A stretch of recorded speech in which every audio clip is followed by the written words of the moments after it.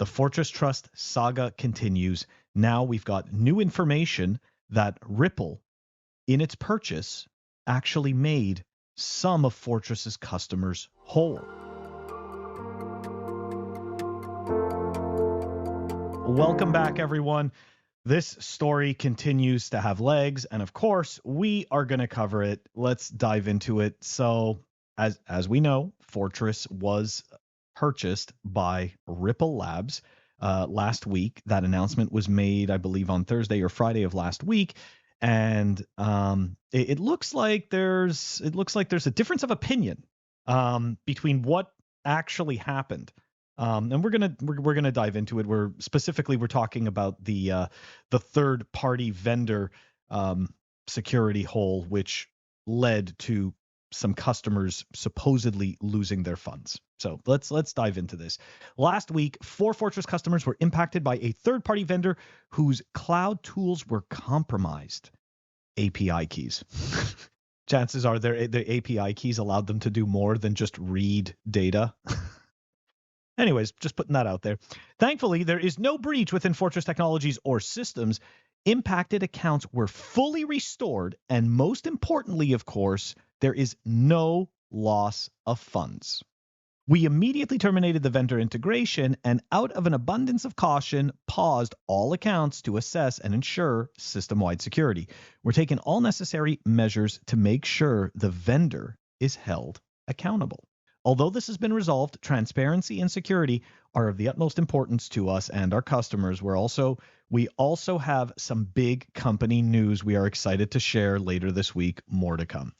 I guess that was the day before the announcement that they were purchased by Ripple Labs.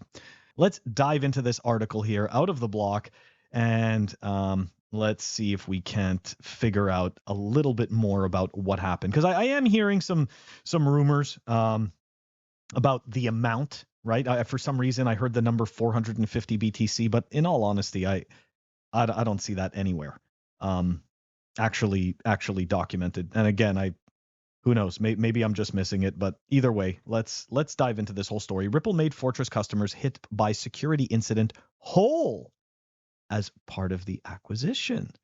Well, that's a little bit different. That's a little bit different than the announcement that was made there from Fortress on their Twitter. Fortress said in a statement issued on X, formerly known as Twitter, on September 7th, that its customers had been affected by a third-party vendor whose cloud tools were compromised, but that there had been no loss of funds. It was Ripple, in fact, that stepped in to make Fortress's customers whole as part of an acquisition process that picked up pace following the incident. This opportunity makes sense for Ripple in the long term, said spokesperson for Ripple, who clarified that the company, already a minority investor in Fortress, which we showed in our previous clip that started to cover this. I'll put a link to it here. Had discussed a potential acquisition with Fortress previously. So, and that is true. Brad Garlinghouse had already expressed interest and had already said that he was a seed investor in Fortress Trust. So there was already the connections there. Luckily, Ripple was in a position to act quickly to step in and make customers whole, and there have been no breaches to Fortress technology or systems.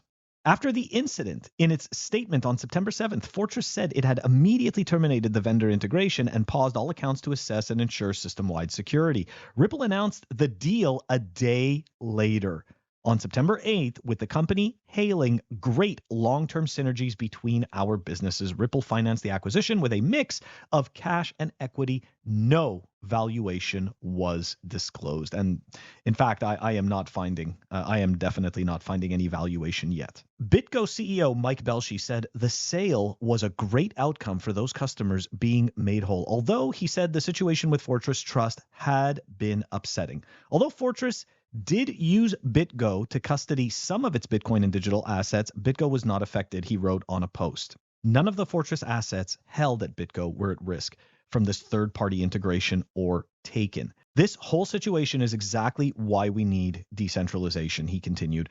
We can't continue to be dependent on the honesty of custodians, bankers, or trusted third parties, acting with integrity when bad things happen. And I mean, I obviously appreciate that statement from Mike Belshi, who is the CEO of BitGo, which is a custodian.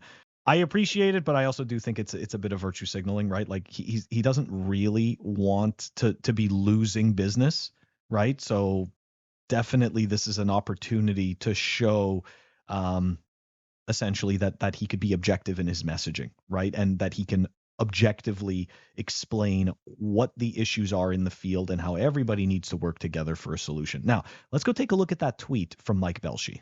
I can't express enough how upsetting this Fortress Trust episode is to me. I really don't want to talk about it at all because it actually has nothing to do with BitGo, but because Fortress was not forthcoming about what actually did happen, we are now indirectly affected.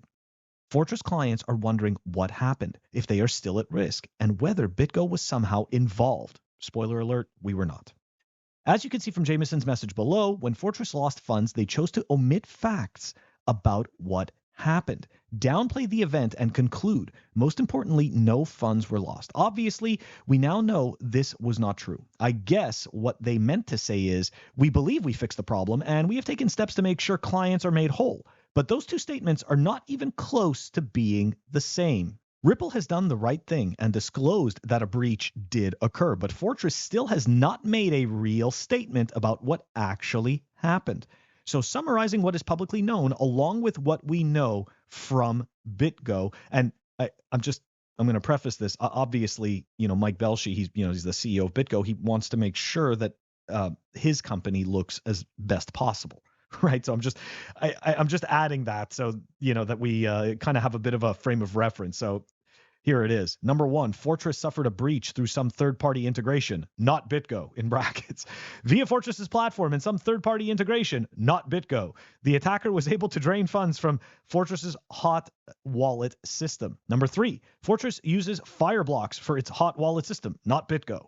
Fortress noticed the failure and says they have fixed the problem with the third party. Number five, although Fortress did use BitGo to custody some of its Bitcoin and digital assets, BitGo was not affected. None of the Fortress assets held at BitGo were at risk from this third-party integration or taken.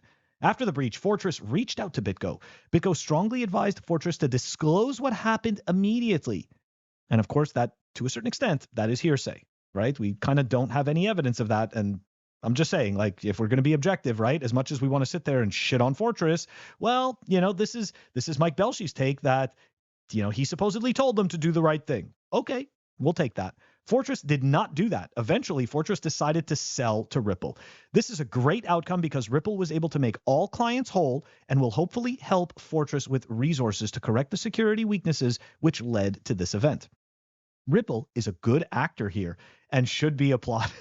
I'm sorry. I can't say that with a straight face. Anyways, the real victims here are Fortress clients who deserved enough respect to get the whole truth. They are not to be blamed. That's true.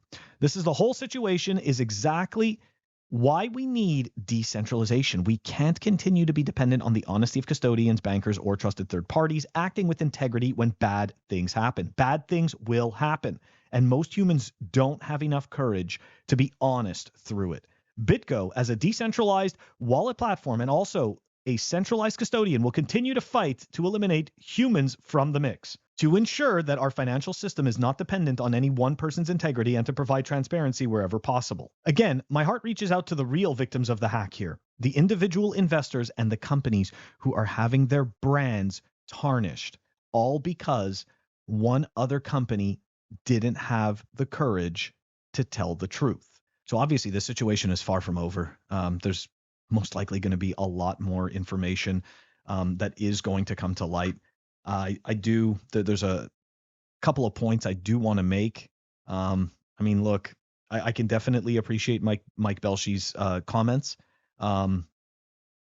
This is, as much as people don't want to believe that or, maybe upset, the reality is that this is an opportunity for BitGo to put their best foot forward and, attempt to turn this into an opportunity for them, just to, make themselves look more credible, because of, hey, look, they can point to somebody that, that had a problem and that didn't disclose the issue.